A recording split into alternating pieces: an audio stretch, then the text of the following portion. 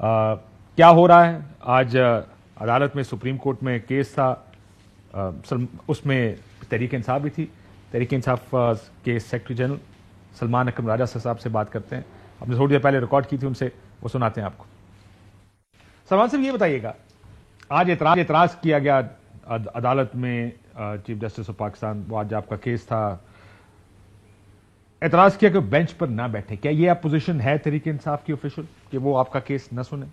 جی یہ ہے پوزیشن ہماری. لیکن اس سے پہلے کبھی ہم نے نہیں سنا، مطلب پہلے بھی اعتراض نہیں تھا. کس حد تک اب آپ کو سخت پوزیشن یہ بنا رہے ہیں کہ کیونکہ وہ ہر کیس میں، کیا آپ کو یہ بھی لگتا ہے کہ ہر وہ کیس جس سے آنے والی سیاست متاثر ہوگی، 63A کا کیس ہے یا دوسرے کیسز ہیں، اس میں ان کو حصہ ہونا چاہیے بینچز کا؟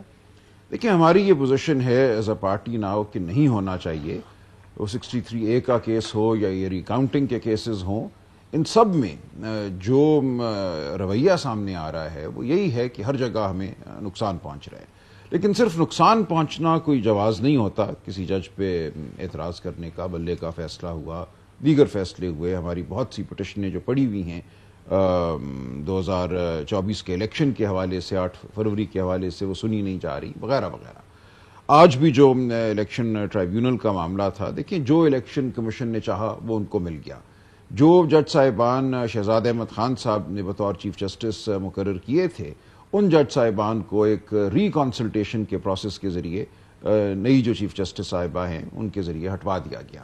تو 4 جج صاحبان ایسے ہیں جن کو شہزاد احمد خان صاحب نے الیکشن ٹرائیبیونل بنایا تھا، ان پہ الیکشن کمیشن کا اعتراض تھا. آج ان کے جو اعتراض والے جج تھے، جواز کوئی نہیں تھا.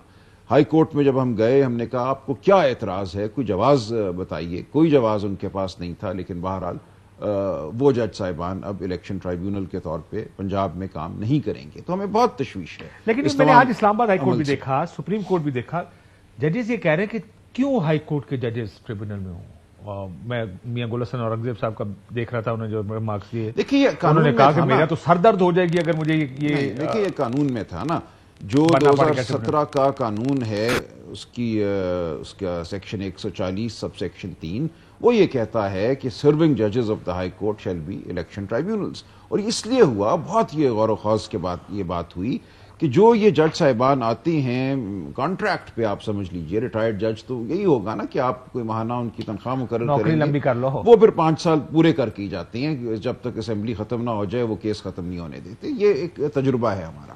پلس وہ جو ہیں بالکل تابع ہوتے ہیں، کیونکہ قانون میں یہ بھی لکھ دیا گیا کہ ایک جج سے کیس لے کے آپ دوسرے کو بھی دے سکتے ہیں، اس کو فارغ بھی کر سکتے ہیں. تو جس ریٹائرڈ جج کو آپ نے تنخواہ پہ لگایا ہوا ہے وہ آپ کا تابع دار ہے. آپ کی بات نہیں مانے گا تو آپ اس سے مقدمہ لے کے کسی اور کو دے دیں گے، وہ فارغ ہو جائے گا، اس کا معاہدہ آپ منسوخ کر دیں گے. تو ایک عجیب و غریب یہ نظام ہے. آپ کہتے ہیں کہ الیکشن میں فراڈ ہوا تو ثابت کرو. کس کے سامنے ثابت کرو؟ آپ کے ملازم ججوں کے سامنے ثابت کریں. ہمارا تو کیس ہی الیکشن کمیشن کے خلاف ہے، RO صاحبان کے خلاف ہے. تو ہم کیسے اس کیس کو انہی کے ماتحت ملازمت پہ رکھے ہوئے ججوں کے سامنے ثابت کریں؟ تو یہ چیز بھی عدالت میں اب جائے گی. لیکن یہ سب چیزیں وقت لیتی ہیں، اور وہ تو یہی چاہتے ہیں جو آ گئے ہیں فارم 47 کی بنیاد پہ کہ ہم بیٹھے رہیں اور مقدمے چلتے رہیں. سیاسی فیصلے کر رہے ہیں. میں نام نہیں لینا چاہتا کسی کا، مجھے پیپلز پارٹی اور افتخار چودھری صاحب یاد آ گئے. اس وقت بیان دیے گئے تھے کہ افتخار چودھری صاحب سیاسی ہو گئے ہیں.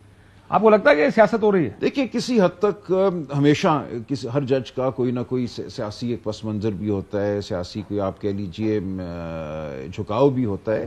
لیکن میں نہیں سمجھتا کہ دانستہ سیاسی فیصلے کیے جاتے ہیں، ماں سوائے یہ کہ آپ کا کوئی ایک بغض کا ایک پس منظر ہو. تو آج کا بغض کا کوئی پس منظر ہے؟ جی دیکھیں ہم نے یہ فائل کیا، ریفرنس بھیجا کریں ان لوگوں کے خلاف. میں عرض کرتا ہوں نا، دیکھیں پہلے ہمارے پاس میرے پاس کم از کم یہ مواد نہیں تھا جو ہم نے پیش کرنے کی کوشش کی. تو اس میں ایک ذاتی نوعیت کا بالکل ہے.